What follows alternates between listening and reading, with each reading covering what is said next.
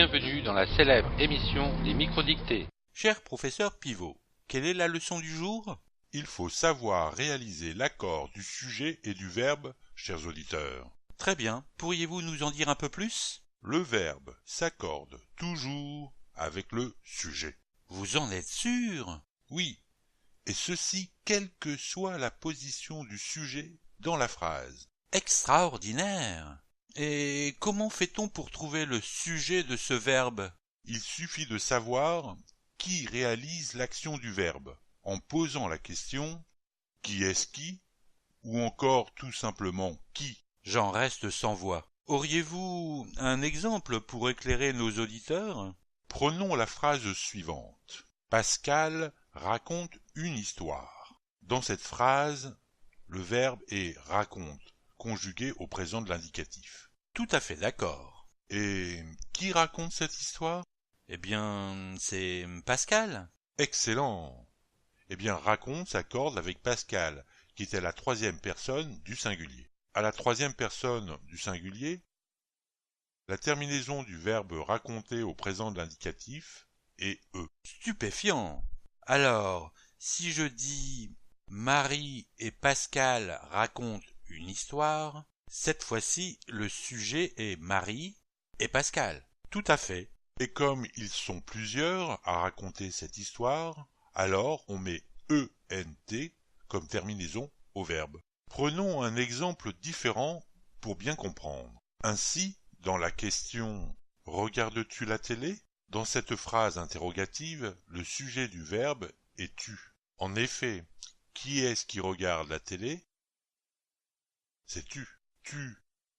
Et donc le sujet du verbe, on met donc ES comme terminaison au verbe regarder. Vous noterez que dans une phrase interrogative, le sujet et le verbe sont séparés par un trait d'union. Et si je prends la phrase « Cette femme hurle et pleure », comment fait-on pour accorder ces deux verbes ? C'est simple, on applique la même méthode pour chacun des verbes.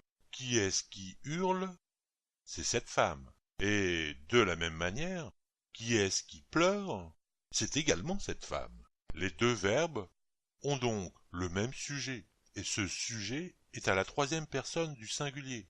On ajoute donc « e » comme terminaison à la fin de chacun de ces verbes. Très bien. Prenons maintenant un appel au standard. Bonjour. Dans la phrase Pascal et moi attendons à la porte, pourquoi ne mettons pas ENT à la fin du verbe ? Excellente question. Il s'agit en effet d'un cas bien particulier avec le pronom personnel « moi ». Comme dans toutes les autres phrases, pour trouver le sujet, on pose la question « qui est-ce qui réalise l'action de la phrase ?» ou alors « qui réalise l'action de la phrase ?» Ici, qui attend à la porte ? C'est Pascal et moi, c'est-à-dire nous. On met donc ONS comme terminaison au verbe.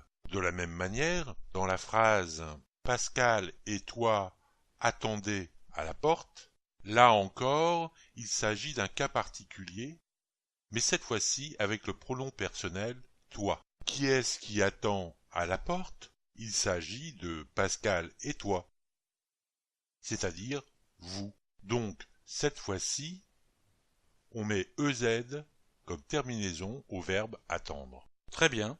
Je pense que nos auditeurs ont bien compris. Merci d'avoir suivi cette mini-leçon. Je vous dis au revoir et à bientôt.